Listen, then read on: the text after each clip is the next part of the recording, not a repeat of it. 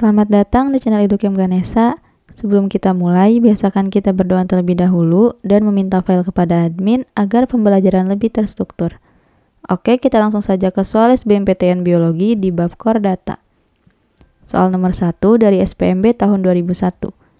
Organisme berikut ini termasuk kelas mamalia yang hidup di perairan kecuali A. Pesut, B. Paus, C. Kuda laut, D. Dugong, E. Lumba-lumba. Oke, saya berikan waktu 5 detik untuk teman-teman menjawab. Baik, jawaban yang benar adalah C. Jadi, kuda laut itu bukan termasuk dalam kelas mamalia, tetapi kuda laut termasuk dalam kelas Pisces atau ikan. Oke, soal nomor 2 dari SPMB tahun 2001. Perhatikan pernyataan berikut. 1. Adanya pigmen yang terdapat pada kulit reptil. 2. Dipengaruhi oleh saraf simpatetis. 3. Perubahan kondisi lingkungannya. 4. Dipengaruhi oleh aktivitas hormon. Perubahan kulit pada katak dan beberapa spesies reptil dapat terjadi karena A. 1, 2, dan 3 benar, B. 1 dan 3 benar, C. 2 dan 4 benar, D. 4 saja, E. Semua jawaban benar. Oke, 5 detik lagi untuk teman-teman menjawab. Baik, jawaban yang benar adalah E. Jadi, perubahan kulit pada katak dan beberapa spesies pada reptil terjadi karena yang pertama adanya pigmen yang terdapat di kulit, kedua dipengaruhi oleh saraf simpatis, ketiga perubahan kondisi lingkungan, dan yang keempat dipengaruhi oleh aktivitas hormon. Oke, soal nomor 3 dari SNMPTN tahun 2010. Perhatikan pernyataan berikut. 1 ular, 2 penyu, 3 buaya, 4 salamander.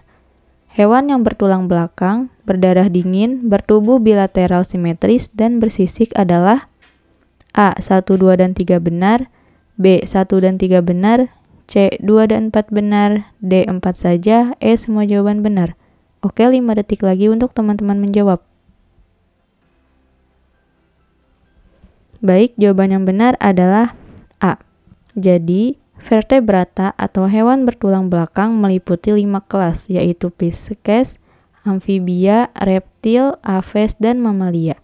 Hewan berdarah dingin atau poikiloterm, bertubuh simetri bilateral dan bersisik merupakan ciri dari vertebrata kelas Pisces dan reptil. Contohnya adalah ular, penyu, dan buaya.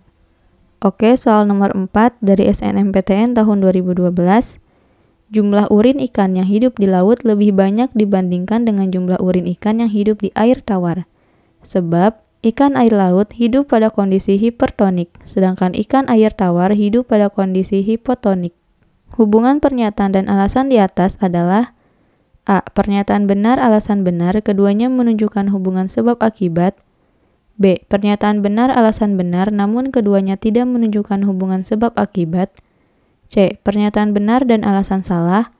D. Pernyataan salah dan alasan benar. E. Pernyataan dan alasan keduanya salah. Oke, 5 detik lagi untuk teman-teman menjawab. Baik, jawaban yang benar adalah D. Jadi, pernyataannya salah dan alasannya benar. Untuk pernyataan yang salah, karena seharusnya jumlah urin ikan yang hidup di laut lebih sedikit dibandingkan jumlah urin ikan yang hidup di air tawar.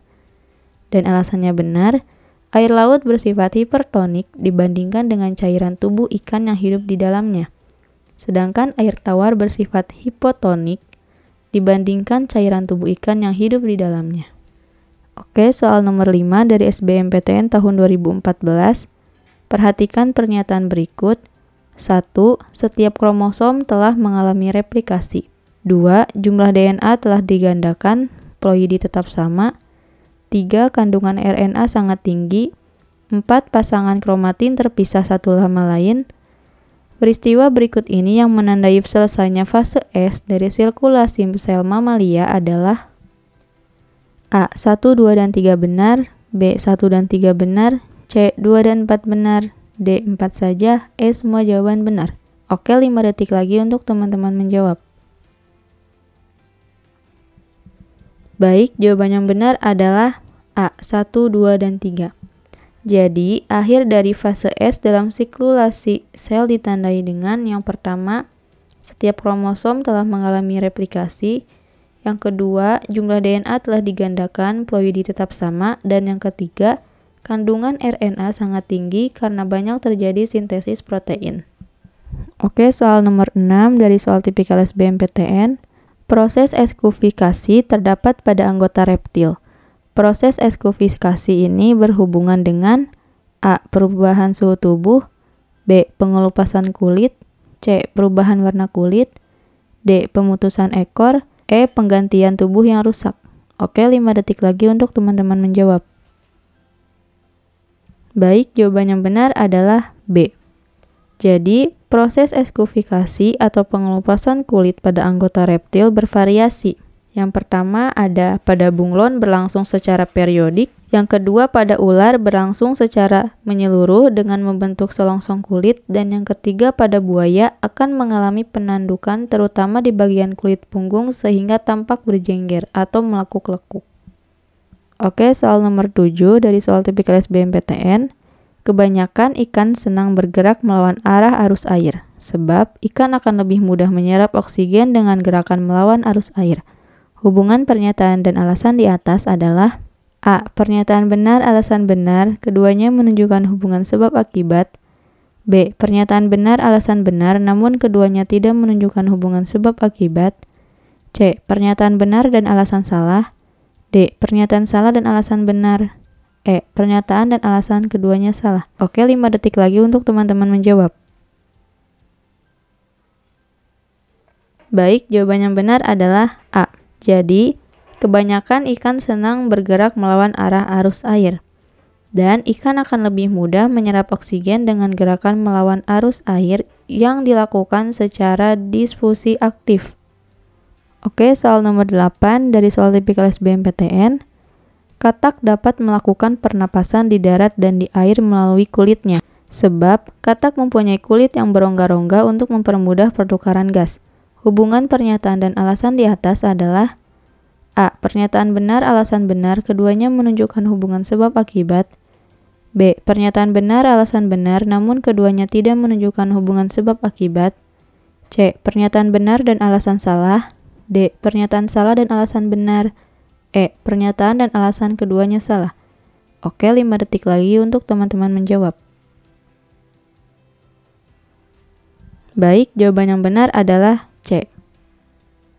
Pernyataan benar dan alasannya salah. Oke, pernyataan yang benar. Jadi, katak dapat melakukan pernapasan di darat dan di air melalui kulitnya. Alasannya salah karena kulit katak yang lembab akan memudahkan pertukaran gas secara difusi dan banyak mengandung pembuluh darah kapiler, tempat gas oksigen diangkut terutama lewat vena pulmokutanea. Oke, soal nomor 9 dari soal tipikal SBMPTN. Ikan paru-paru atau dipnoi dapat bernapas di perairan maupun di darat, sebab ikan paru-paru mempunyai alat pernapasan berupa insang dan paru-paru. Hubungan pernyataan dan alasan di atas adalah A. Pernyataan benar, alasan benar, keduanya menunjukkan hubungan sebab akibat. B. Pernyataan benar, alasan benar, namun keduanya tidak menunjukkan hubungan sebab akibat. C. Pernyataan benar dan alasan salah. D. Pernyataan salah dan alasan benar. E. Pernyataan dan alasan keduanya salah. Oke, 5 detik lagi untuk teman-teman menjawab. Baik, jawaban yang benar adalah C. Pernyataan benar dan alasannya salah. Jadi, pernyataannya benar. Ikan dipnoi atau ikan paru-paru dapat bernapas di air dan di darat jika keadaannya tidak menguntungkan.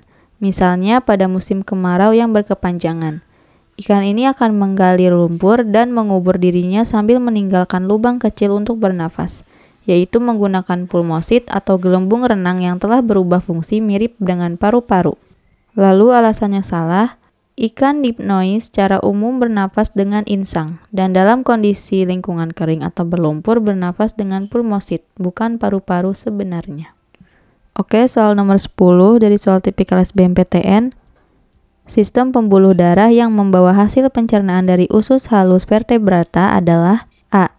Intestinalis, B. Porta renalis, C. Pulmonalis, D. Porta hepaticus, E. Abdominalis. Oke, 5 detik lagi untuk teman-teman menjawab. Baik, jawaban yang benar adalah A. Jadi, Ada 5 sistem pembuluh darah yang membawa 1. Hasil pencernaan dari usus halus vertebrata adalah vena intestinalis.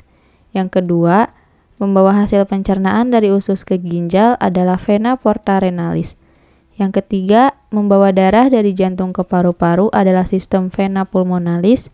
Yang keempat, membawa darah dari hasil pencernaan usus ke hati adalah sistem vena porta hepatica. Dan yang kelima adalah yang membawa darah dari bagian perut ke jantung adalah vena abdominale. Oke, soal nomor 11 dari soal tipikal SBMPTN.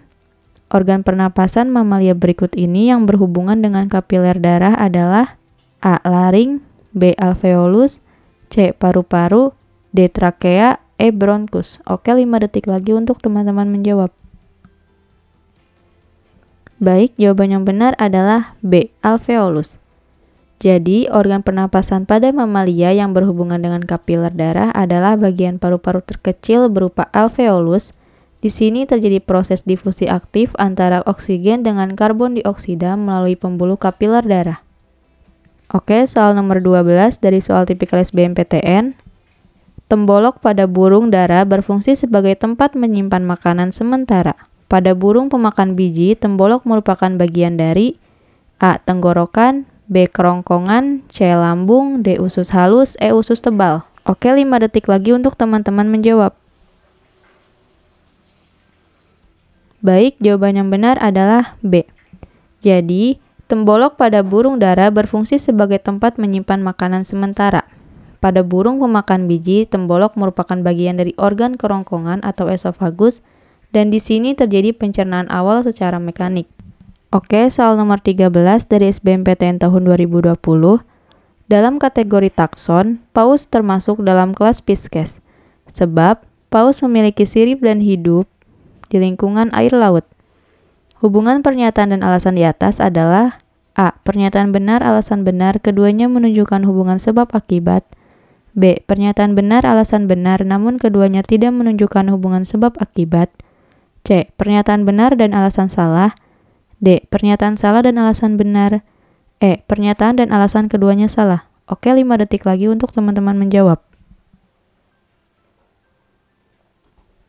Baik, jawaban yang benar adalah D. Pernyataannya salah dan alasannya benar. Jadi, pernyataan salah itu karena ikan paus dalam klasifikasi dimasukkan dalam ordo Cetacea, kelas mamalia. Dan alasannya benar, ikan paus berjalan dengan menggunakan sirip dan semua ikan paus hidup di laut. Oke, soal nomor 14 dari SBMPTN tahun 2019. Para ahli menyatakan bahwa teripang lebih dekat kekerabatannya dengan ikan dibandingkan dengan udang, karena teripang A. Sudah memiliki notochord tetapi kemudian menghilang. B. Bernapas dengan insang walaupun masih sederhana. C. Memiliki jumlah kromosom yang sama banyak dengan ikan. D. Lubang mulutnya terbentuk setelah adanya lubang anus. E. Memiliki sisik yang tersusun dari keratin. Oke, 5 detik lagi untuk teman-teman menjawab. Baik, jawaban yang benar adalah A. Jadi, teripang masuk ke dalam filum Echinordemata, sedangkan ikan masuk filum Chordata. Dalam perkembangan embrio tahap awal, struktur larva Echinodermata mempunyai persamaan dengan struktur larva Chordata rendah. Oke, soal nomor 15 dari SBMPTN tahun 2015. Berikut ini adalah pernyataan yang benar tentang fungsi sakus pneumaticus pada burung kecuali A. Membantu menghasilkan suara pada waktu burung terbang. B. Membantu alat pernapasan untuk mengumpulkan udara. C. Mengurangi gravitasi pada waktu terbang. D. Mengatur suhu tubuh pada waktu terbang. E. Membantu mengatur pertukaran udara. Oke, 5 detik lagi untuk teman-teman menjawab. Baik, jawaban yang benar adalah E. Jadi, peranan pundi udara itu adalah 1. Membantu menghasilkan suara pada waktu terbang. 2. Menyimpan cadangan oksigen. 3. Meringankan tubuh. Dan yang keempat, mengatur suhu tubuh. Sedangkan pertukaran udara tetap diatur oleh paru-paru. Jadi yang bukan adalah E. Membantu mengatur pertukaran udara. Oke, sekian pembahasan soal SBMPTN Biologi di bab Chordata. Jangan lupa subscribe, komen, dan like. Jika video ini bermanfaat, teman-teman share sebanyak-banyaknya ya. Sampai jumpa di video selanjutnya.